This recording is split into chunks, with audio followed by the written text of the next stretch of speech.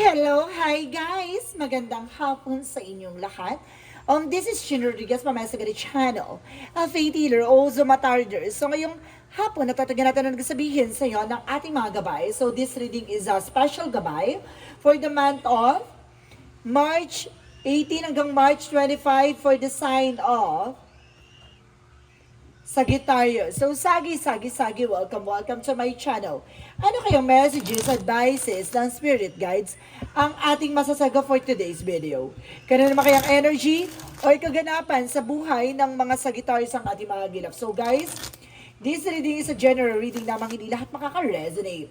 Kunin lamang pa makaka-relate sa inyo and comment down below kung kaninong energy ang ating nasagap. And of course, don't forget to like and subscribe my channel and hit the notification bell for more videos update. Kasi let's see what is the messages, advices sa'yo ng ating mga gabay. So Angel Spirit, let's see what is the messages for you ng ating mga Angel Spirit.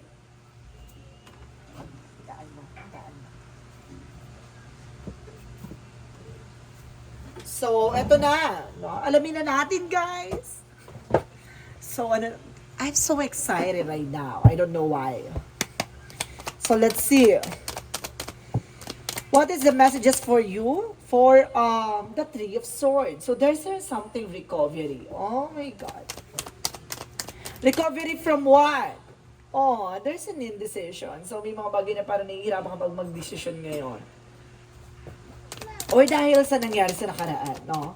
And there's a Two of Cups about sa partnership, love life. There's an unconditional love.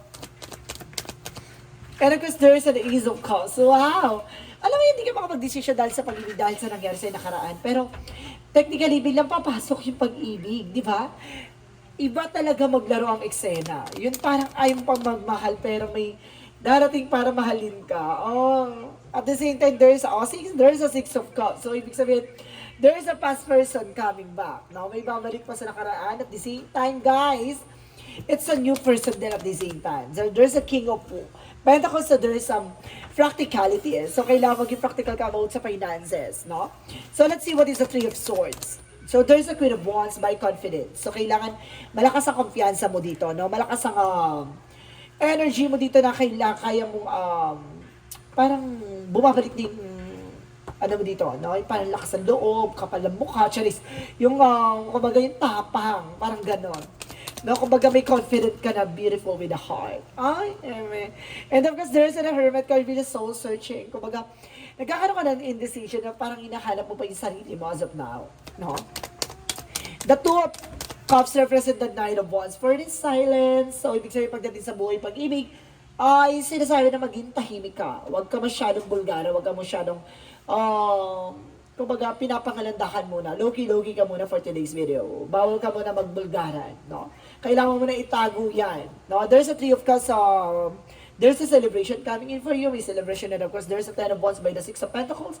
Ibig sabihin, matatapos na yung burden, responsibilities, and of course, obligation. And of course, there's a burden na parang sinasabi na matatapos na talaga. No, so let's see what is the King of Pentacles represent the Eight of Wands. So there's a fast communication, a fast movement. So talagang bibilis ang daloy ng eksena dito with a financial windfall. Oh my God, talagang there's a trouble, guys.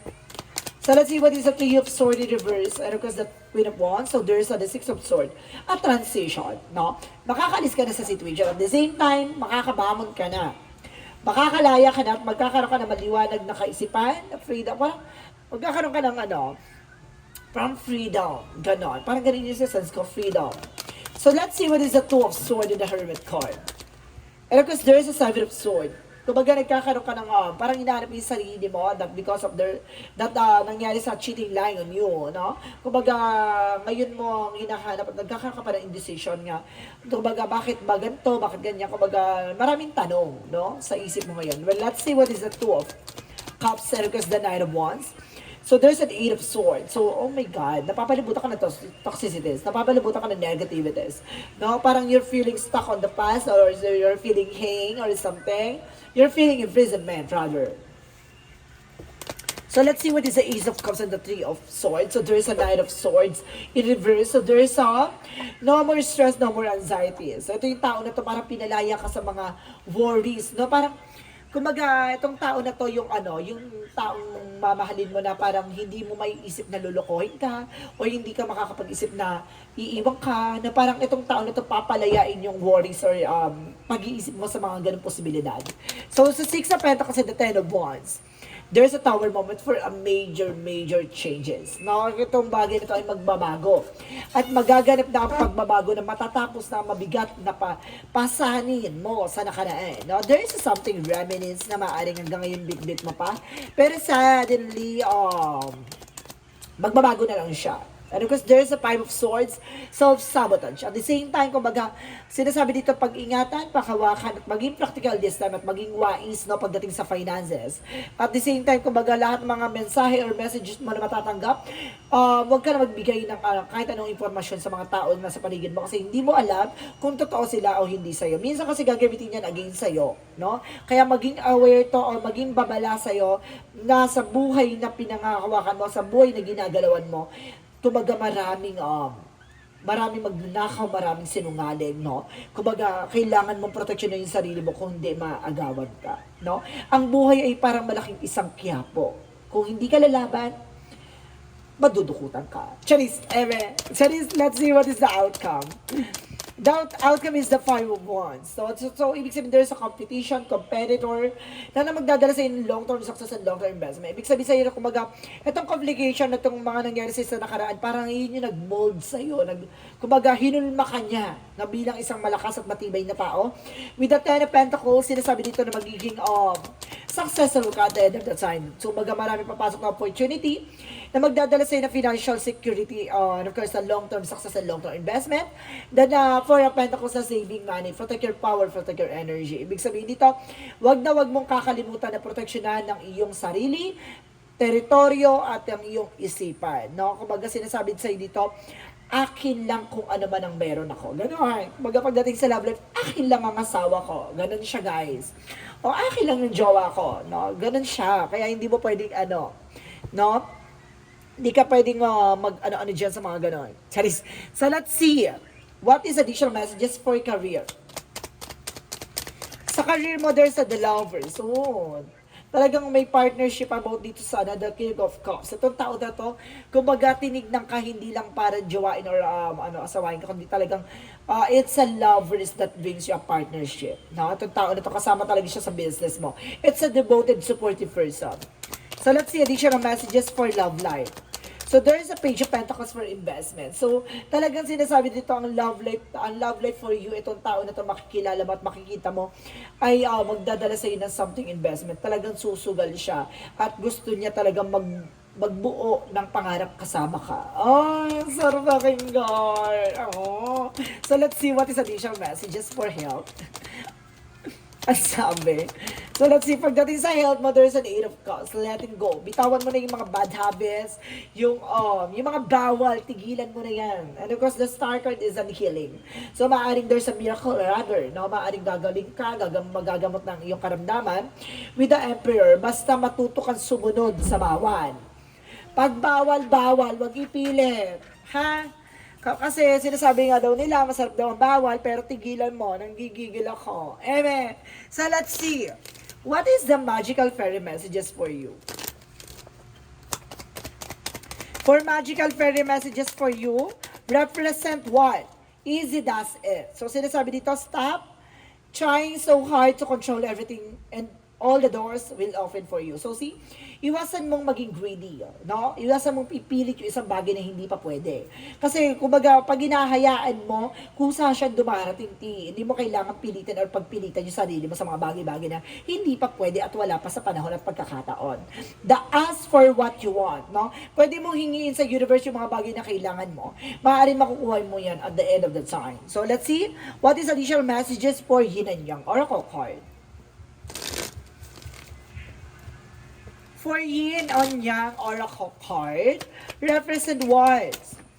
a twin flame energy. Talagang itong tao na to, talagang, this is not ordinary eksena. There's a soul contract, soulmate connections, and there's a twin flame, guys. At the same time, there's, oh my God, I told you so. The divine timing, trust. Di ba, magtiwala ka. Talagang ibibigay sa iyo ni God yung mga bagay na para sa iyo. There's some thoughts, no? Kung bagay na bibigay negativity dito, yung iniisip mong hindi maganda, no? Yung iniisip mong mali. Iwasan mo yan. And there's an assessor by spirit guides, no? Kung baga ginagabayan ka ng ayong mga yumaong mahal sa buhay. At the same time, so there's a comfort zone. Kailangan mo na kumawala sa comfort zone, no? Kailangan mo na tigilan yung pag-iisip ng mga negative na yan, no? Iwasan mo magdrama.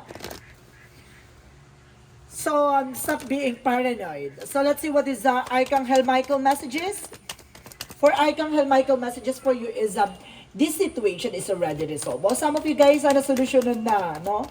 Natapos na yung mga problema. At the same time, use your imagination and you see the answers. So, gamitan mo daw yung intuition para makita mo ang kasagutan sa iyong mga katanungan. And have confidence. So, kailangan mo ng kumpiyansa sa sarili mo. Kapalan ng mukha mo at kailangan mong humarap sa takot at pangamba mo. So, let's see what is a chakra. So, there's a joy. Happiness can exist. And there is a complacency, no? May mga bagay na wag mong hayaan mawala. Wag mong hayaan dumating sa punto na pagsisihan mo at the end of the time. And of course, there's an information with destiny. Talagang, di ba? Kung talaga nakatadhana, talaga nakalaan yung pagkaloob sa'yo, di ba? Hayaan mo. Wag ipilit kapag hindi pa dapat. So let's see what is additional messages. So there's infinite abundance. Saray! Meron talagang kasaganahan na nag-aantay for you, no? And there's a light and love at bibigyan ka ng kaliwanagan pagdating sa pag-ibig. Oh! Gigil ako. And of course, there's a children, guys, no? Kung magkasama po yung may mga anak na, or there's an involvement by children, baka magkakaroon ng mga anak. Madami. Mga 20. Eme lang yun, ha? Eme lang. So, let's see what is a Monsology. It's time to release the negativity. Kailangan mo na pakawalan yung mga negatibo. No, iwasan mo na yung mga nega-nega dyan, tati. No, hindi na yung nakakatulong mo sa'yo. Pakawalan mo yung niisip mong hindi makakabuti sa'yo. Iwasan mo din yung toxic na tao, ha? And there is an adjustment are required. So, kailangan mo mag-adjust. No, kapag alam mong negatong tao na ito, mag-adjust ka, tigilan mo ako, lumastas ka sa ganon. No, at the same time, there is an emotional running high. So, this is the moment na magiging emotional ka. It's either a tears of joy. So, let's see what is the energy. For the energy is the 4 chakra Archangel Raphael for healing. Wow. Magkakaroon ka na ng healing dito, guys. Talaga double clarification with the star card na magkakaroon ka ng healing and there are some angels of strength, no? Kumbaga, nandito ang ating gabay, nasa na ang ating anghel para sa pagpapalakas at pagpapatibay at pagkakaroon ng kumpiyansa sa sarili. So, let's see. Additional messages. And because there is a patience, so kailangan mong habaan ng pasensya mo.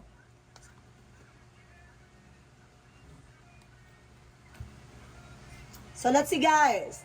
Additional messages for angel spirit, guys. And there's a patience, so there's a timing, ha, guys. Additional messages. There is a decreed severing. So, there's an information with a conflict. Na may nagbibigay complications pagdating sa love. And there is the star keeper. So, ibig sabihin dito, stay underground, no? Kung lahat ng mga tinanim mo, bibigyan ka kaliwanagan dyan. So, let's see.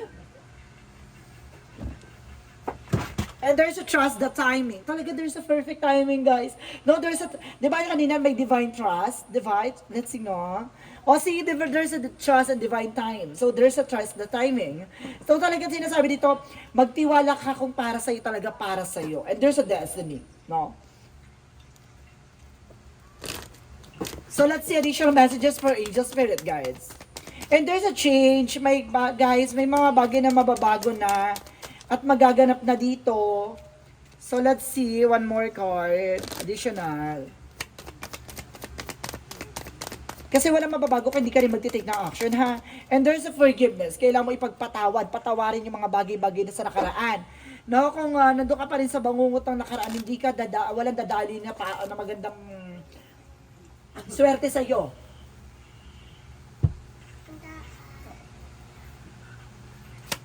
Additional messages for Archangel Raphael. So, there's a home health, no?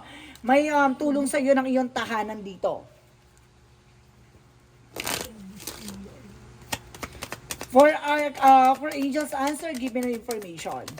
So there's a remain positive. So kailangan maging positibo ka, no? Iwasan may pag-iisip ng nega.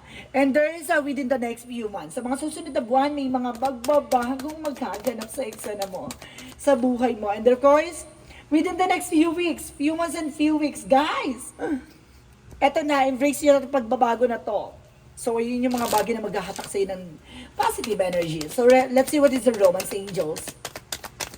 Romance Angels, there's a passion. So, gamitin mo, gawin mo yung mga bagay na yung galing sa puso mo. Diba? Hayaan mong, gawin mo yung hilig mo, yung nakakapagpasaya sa'yo.